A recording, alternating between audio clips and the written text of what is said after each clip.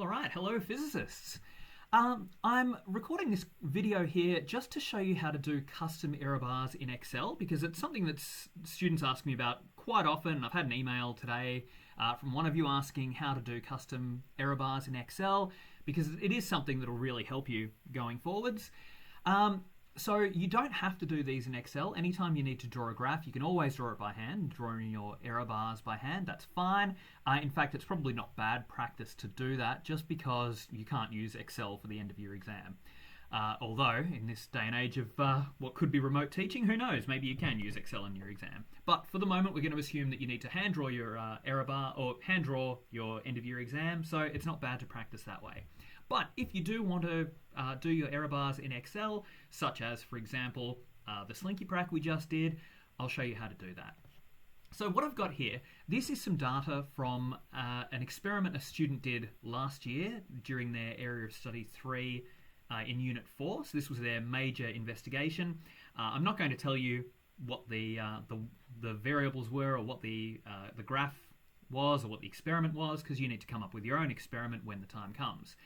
But I have got the data here because it's not bad data to show you what we're doing. So that's their independent variable, their mass. So they changed the mass several times and then they recorded 5 trials for whatever this is, and I'm not going to tell you what it is. Of those 5 trials, I have worked out an average. Okay, so you can do that in Excel using the average function up the top there. The minimum value for that row and the maximum value for that row. So what we want to do when we graph this is put in our average as the data point, and then we want the error bar to extend down to the minimum and up to the maximum. Okay, so let's have a look at how we can do that. So first of all, I'm going to draw the graph, and then we're going to need a little bit more data in order to make this work. So we can insert a scatter plot, and there's our data. And you can see it's nicely sort of linear. So we'll right click on a data point and add trend line just so we can see what's going on. Okay. Now, in order to do error bars, Excel doesn't understand minimum and maximum.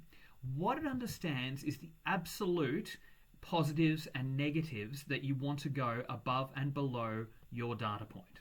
What I mean by that is if we look at the last point, because the maths is easier, if we put in these values here, the error bars are going to be enormous. So it's going to go 301 above the average, and it will go 248 below the average, which isn't what we want to do.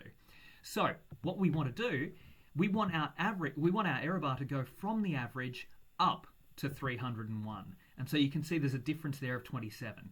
So we want our error bar to go up 27. And we want it to go down, what's that, 274, so 26 down. Okay, so in order to do that, let's create 2 new columns called positive error. So that's how high we want our error bar to go. And negative error. That's how low we want it to go. Okay, so in our positive error, how high we want it to go, we can just do the maximum minus the average. Okay, and so that will, if we add that value to our average, it will get it up to the maximum, which is what we want. And so we'll click and drag that down. Okay, and as you can see, we've got our 27. So we're going from 274 up to 301, which is a difference of 27. For our negative error, we want to do the average minus the minimum. Okay, and that's how far down our error bars are going to go. All right, so again, on the last one, we want to go from 274 down to 248, which is a difference of 26. Okay, so we need to do it this way. We can't have the values we want our error bars to go up and down to. We have to do their difference from the average. Okay, so once we've got that, once we have that data in there, if we click on our graph, you'll see we've got this plus sign here, which is our chart elements. Now, if that plus sign doesn't appear, and sometimes it doesn't come up, I have found that moving the graph will make it appear. Okay, so we'll click on chart elements, and you'll see we've got here error bars. If we tick that, Excel puts in its own values for the error bars, which we don't want to do. So next to error bars, that little arrow, we can go to more options. We'll do that. So go into more options. Okay, and now we are in our error bar options. And over on the right hand side, that drop down menu, first of all, well, see here we've got average X error bars and average Y error bars. So the X are the horizontal, the Y are the vertical. So if we go into our horizontal ones and go to that third symbol there, our error bar options, we don't really want horizontal error bars here, so we'll change those to 0, fixed value of 0, and that will get rid of our horizontal error bars.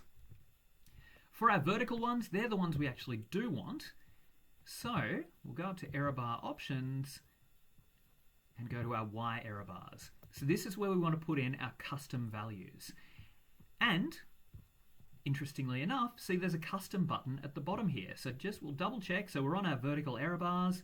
We'll go to custom and then specify value. And this is where we can put in the values that we want our error bars to reach to. So if we go into specify value, I'll just move that over here. So our positive error values, click on that little button there to go back to our spreadsheet, and we've got our positive error values there. And then click this button to go back. Then our negative error values, again, we just click and drag, so we highlight our negative error values, click that button, and OK. And there we go, it has put in our custom error bars. Now they may be a little bit difficult to see, but firstly, we can just have a look up here. That is the largest error in the whole experiment, that 152.2 below. You can see the largest error bar is that one. It's on the highest value, and it should go down to 2049, and we'll just have to assume that it goes down to 2049. Okay. If we make this a bit bigger, we might be able to see our error bars in a little more detail. Yeah, there they are. Okay, so they're coming up there. They're very small on this middle point. They're extremely small there. But you should be able to see error bars. Okay, so that's how you do custom error bars in Excel. All right, so work out your average. They're the points you want to plot. You will have the minimum and the maximum for the experiment. Then you need to work out how far, well, you need another column with how far your maximum is from your average and how far your minimum is from your average. And those are your custom error bar values. Okay, so if you have any problems with this, well, first of all, try rewatching the video. Otherwise, you can email me. Now, one other thing you want to be really careful of, I had an email from another one of you earlier, that with this experiment, the data's actually come out pretty well. If you find you're out by a factor of 1,000, make sure you are using Tesla as the units for your calculations. Now, the data I wrote up on the board and the data I recorded was millitesla. It needs to be in Tesla. So all of those values you'll need to divide by 1,000 in order to get the correct values, all right, to get them into Tesla. All right. Good luck. Let me know if you have any questions, and hopefully I will get to see you soon.